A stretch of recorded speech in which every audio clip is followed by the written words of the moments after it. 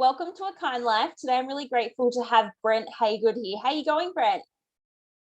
Very good. How are you, Isha? So good. Thank you so much for being here. As people will probably notice, you've got an American accent. So tell us where you're based. I am out of Metro Detroit in a little town called Canton. Okay. And so like for us, I'm not going to say that I'm very geographical. So give me like a rough location in the States. So we're in Michigan, and we're probably, and everybody in Michigan like always uses their hand like when we tell somebody we're at. So if this is Michigan, Detroit's probably right about here. Okay, cool. Good. See, that's good. I like it. I knew there was a reason why I asked you where you were located. Yeah. Yeah, it's one advantage of living in Michigan. We can, pretty much point out any city in the state quickly. And I also want to know as well, like, tell us a little bit about what's going on behind you for people who maybe are going to be listening to this and not seeing it. I guess behind you, I can see like a whole lot of like equipment, machinery. I'm really intrigued. It kind of looks like almost a fake backdrop. That's how good it is. Oh, thank you. So outside of my normal day-to-day stuff, I'm an inventor, which I kind of ties into my job, but my passion is making stuff. So just behind me here on this side, there's a bunch of 3D printers. On this side, there's a bunch of laser markers. Like way back there's a bunch of parts. But this is kind of when I come home and I have free time or I have an idea, like I come down here and try to make stuff. It's so cool. Yeah, it honestly looks like you're in a movie set or something. So it's pretty impressive. I think you've chosen a really good location for this. I'm very impressed. Oh, thank you. Thank you very much. So for anyone who doesn't know you, tell us a little bit about yourself. Well, most of my time is spent working, sadly. For the past almost 20 years, I started a business and pretty much, I wake up, go to work and go to sleep, and everything in between has always been, focused on, that business up until about 4 years ago, when I, started focusing more on, being vegan, focusing on the animals. And slowly over the past 4 years, my focus has shifted to, growing the business and making money to, how I can help animals. So, I mean, that's like, it's changed a lot. Yeah. And when you say, so tell us about this business, because I'm really intrigued. On your profile, it does say inventor, and that instantly I was really intrigued, a bit curious about, what sort of things, like what you have done for work and the business you've built.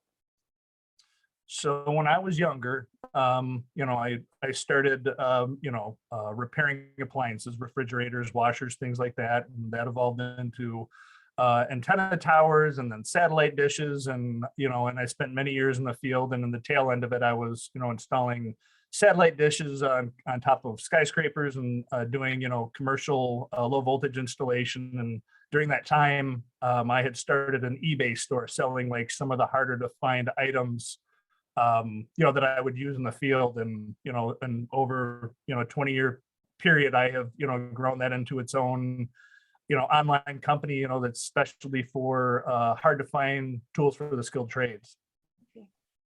And I noticed recently you actually won an award. So tell us about that.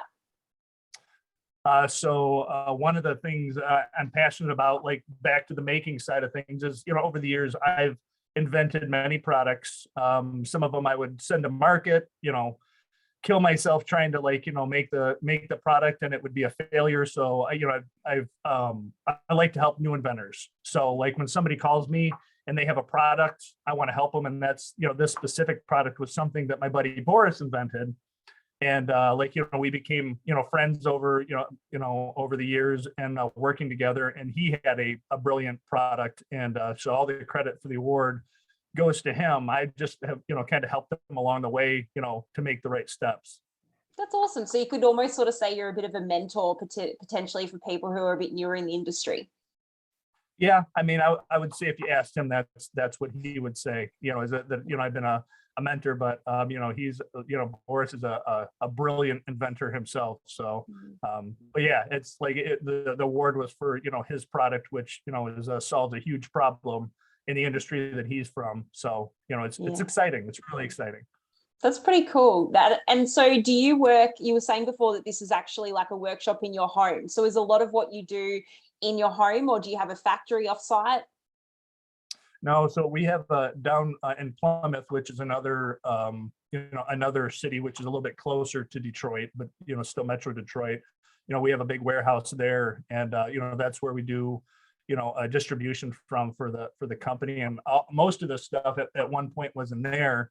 But when I had a basement big enough in my house to move it here, I moved it to my house because I'm the only person there that like knows how to use any of it. And it's nice being able to roll out of bed and go downstairs and do something versus having to drive a city over. So Yeah. Yeah, I get the feeling you like to tinker. If you get a bit of an idea, you might go downstairs and fidget with a few things and come up with something. That's pretty cool. I'm like a dog with a bone and pretty much everything. So yeah, if I have an idea on my head on a Friday night, by Monday morning I'll have a prototype, a working prototype. That's awesome. I love it. And tell us some other things you're passionate about. I know you more from a vegan fitness space, so tell us about that. I mean, back to what I said before, a large part of I would say my identity over the past 20 years has been my business. I felt like I was the business. So it's like there hasn't been a whole lot outside of that, but working out has, since I was 20, I've always liked fitness, so during that time I was in business, I, kind of got away from that. My focus was more in the business, and, over the past probably 6 years, I've been able to get back more into fitness, and I enjoy that a lot. Boxing, lifting weights, riding bikes, hiking, pretty much.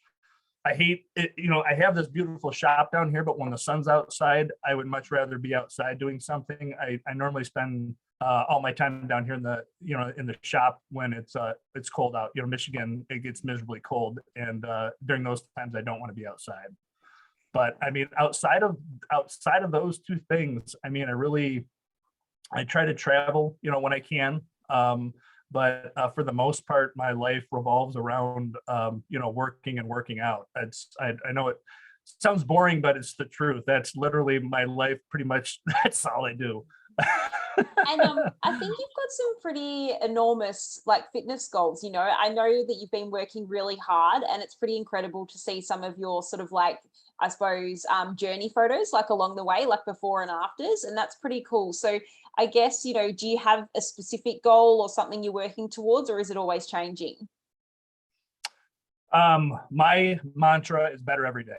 So fitness, reading books, becoming smarter, becoming a better person. I guess I would say that's the simplest answer. I do have current goals, on bench press, I may have a goal, or on squats, I may have a goal, but that's just kind of the current goal. And I know once I hit that, it'll be something else, but I just want to keep pushing myself as far as I can in every aspect.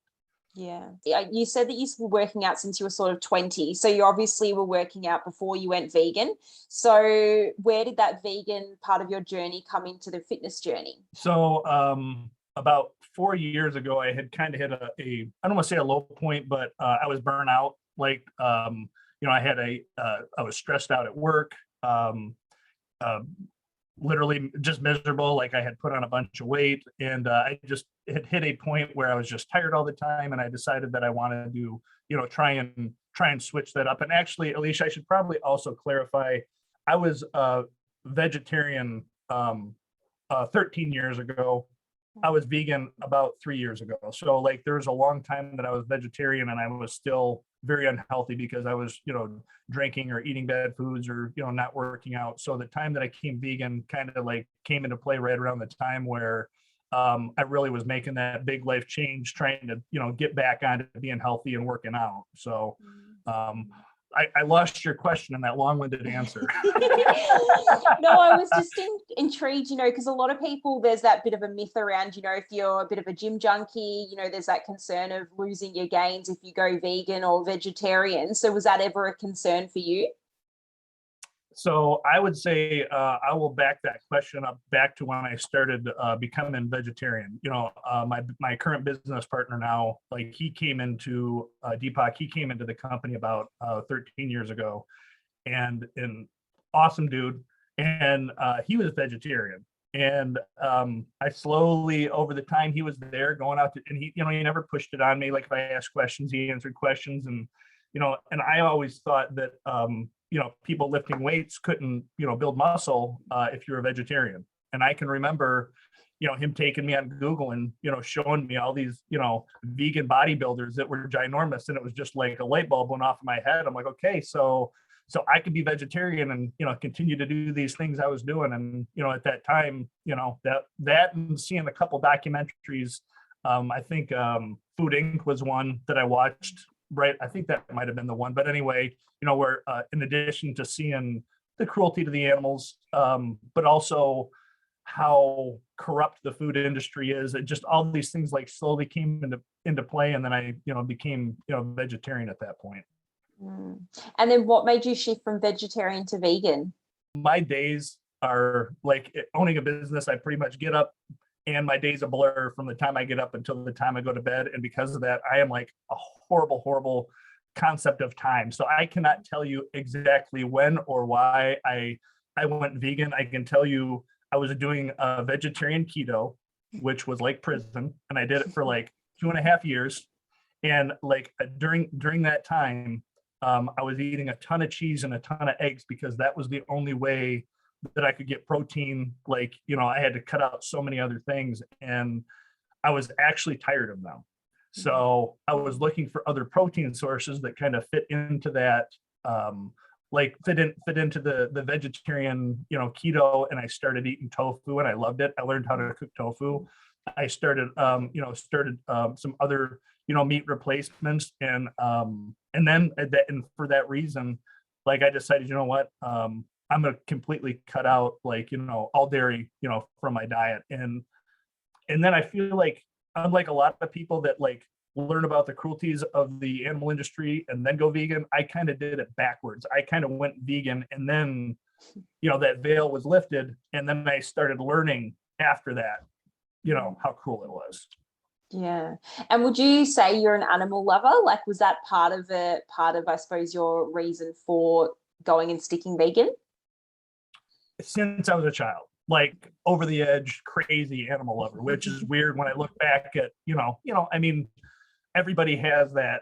I call it a veil because it's something you have in your mind that like separates your crazy love for animals on one side and then your ability to eat them without any feelings for it on the other. And so as a vegan, that's lifted, and then those two things come crashing together. So, but yeah, I I've always been a huge animal lover. I often see pictures now. I'm assuming it's your beautiful dog, a little West Highland, looks like a little West Highland Terrier. Joins you at work, and yeah. Yeah, he was down here a little bit before. I was hoping he was going to be here, so you could see him, but he had to go to his my in-laws' house. They're watching him today.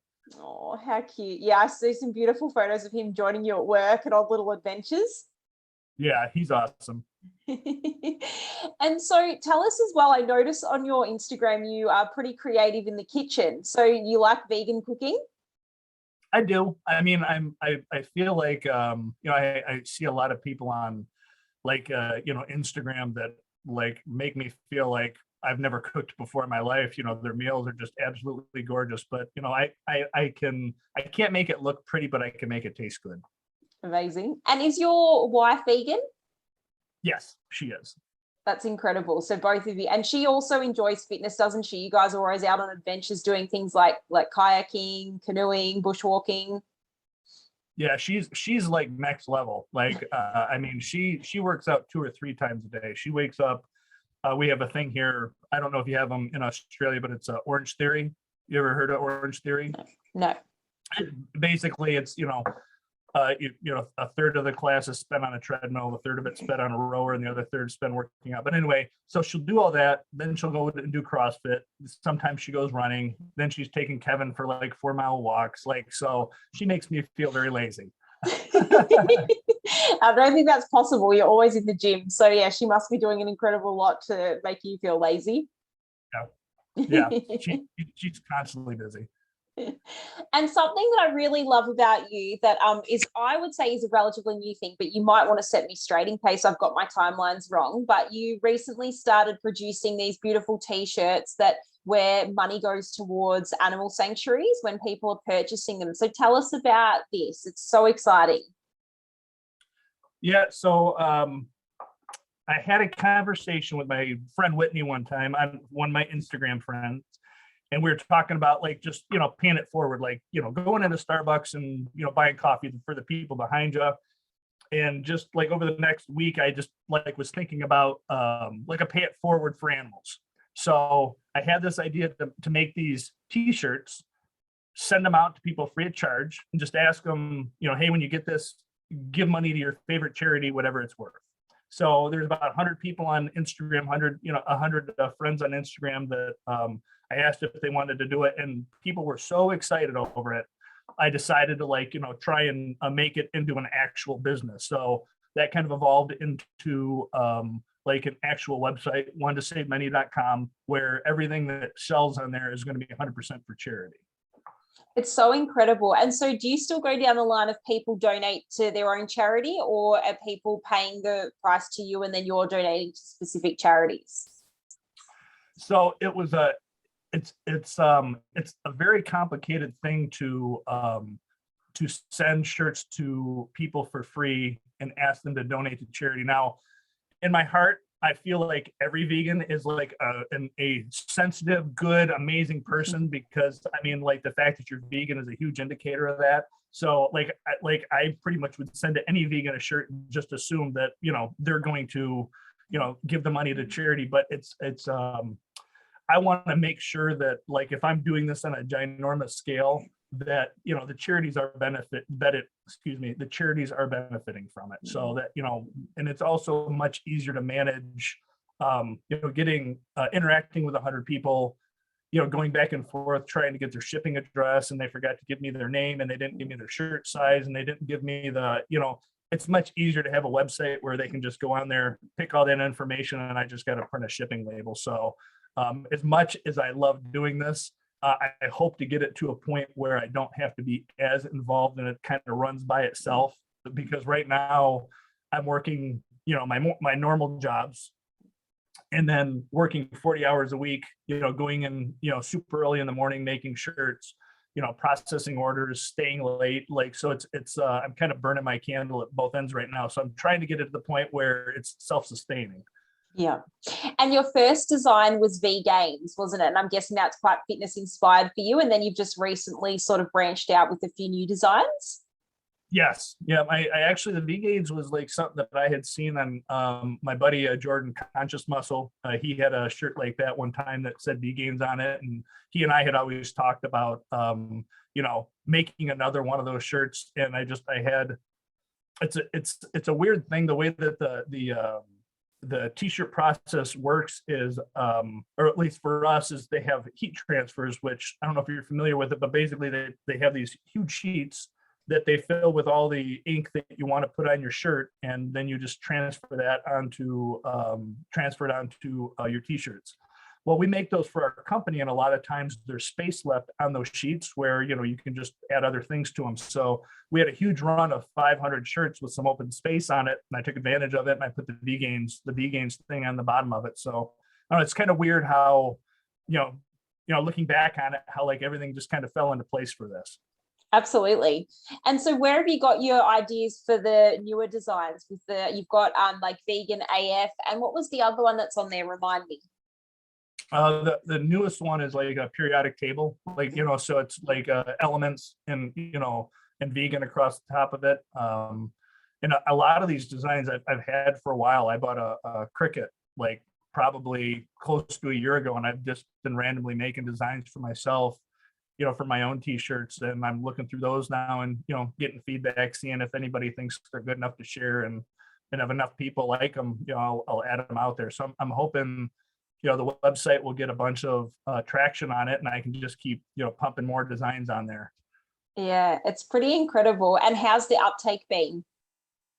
You know what? It's slow, which is discouraging, a little bit discouraging, because the amount of time that I'm putting into it, I want it to just immediately, take off. But I also know, all my years in business doesn't work that way because nobody knows about it.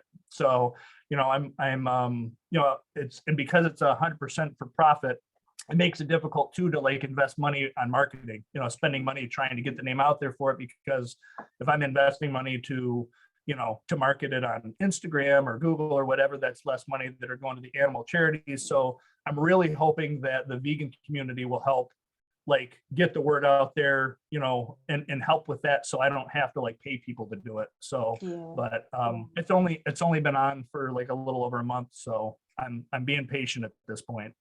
Yeah, it's incredible. And it's great to see like so many people are sharing them, and you're resharing it obviously through your own social media, but it's cool to see people wearing them. You've had people wearing them at sanctuaries, like obviously in the gym, just hanging out with family. So it's cool to see that sort of, different way that people are spreading that message as well.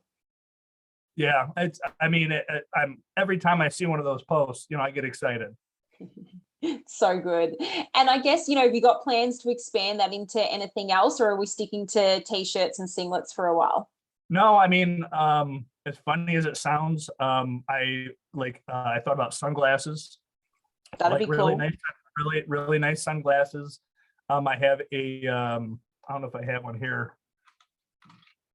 This is I don't know if you can see it or not, but I'll hold it up here. This is just like a little, a little bamboo, key tag here, that, somebody could, put on their keychain or put on their purse. So, I'm thinking of all kinds of, little things and getting feedback from people to see if it's something. But yeah, I'm open to anything. Like at this point, my goal is just, to raise as much money as I can. So if you or anybody watching this has any great ideas, please send them my way. And so which charities are you going to choose to support? There's really no limit. Like my complexity right now is because there's not a whole lot of transactions coming through the website yet.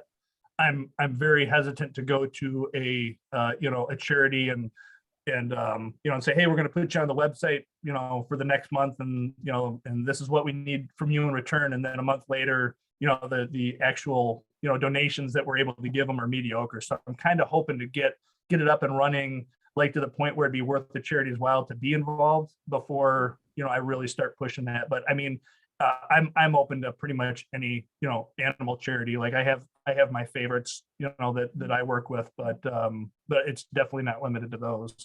Yeah. And that's something I'd be interested to know. You have mentioned how busy you are, and, this is something you've been doing as well. But is there anything else you do personally? Like you were just mentioning, you might have been involved with some sanctuaries. Is there anything you do to help animals or spread the vegan message? So that is like one of those things that bothers me, that I'm not more involved. It's like I see your post example, and I see everything that you do. And I don't do anything like that. Like historically, for me, it's always been money. For me, it's always been, big donations to like charities, or this laser right here behind me, my local humane society, a couple times a year, they ask me to laser mark water bottles or dog bowls or whatever. Like, so I do a lot of stuff from, local charities like that, where, I'll either buy it and laser it for them or laser it for them and things like that. So anytime I have an opportunity to do anything for animals, I jump at the chance. But I'm not out there like you are, donating my time. And my time is pretty much very little right now, but it's something that bothers me. No, and I think the thing is that, as they always say, people say you can either donate time or money. Like we're normally kind of richer in one area than the other, and so it's all relative to your lifestyle, and that's great. It doesn't matter whether it's time or money. You're still helping the animals and spreading the message. Even when you're in the gym wearing your t-shirts, I'm sure you've had people start conversations with you about your lifestyle and your diet.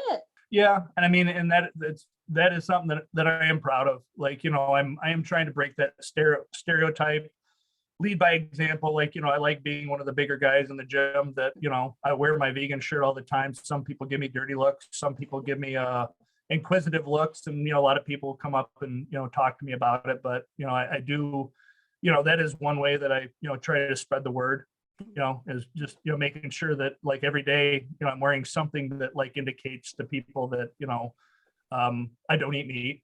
So. Yeah.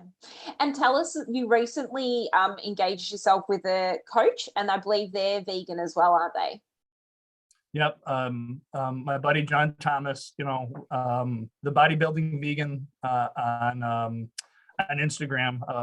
Last July, I was my first time like hiring a coach that was like really involved in everything that I do fitness wise. And at that time, I was having a really hard time, and he was fantastic. Like, everything from blood tests to like, monitoring, like, every little thing that I ate, and, watching videos of my workouts, like, pretty much, anything you can think of related to fitness. And he figured out like what was causing my issues, why I was tired. And now here I am a year later. And I literally feel I'm in the best shape of my life, less my joints being like a little bit, aged. I actually, that does intrigue me, because I feel like you look a lot, to me, I would say you're younger than you probably are. So tell us how old you are, if you don't mind. Oh, I think our internet's going out. Nice try. I'm 48. I'll be 49 in February. Yeah, see, I would not have aged you like much over early 40s. So I think you're doing really well.